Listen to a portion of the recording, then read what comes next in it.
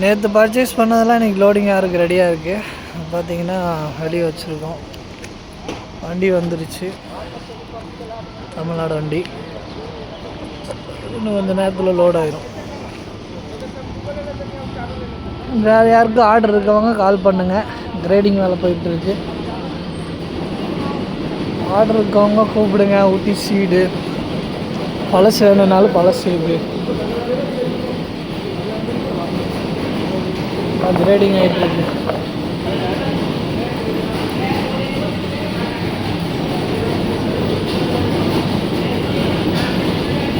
பழசு புதுசு நல்ல ஐட்டம்.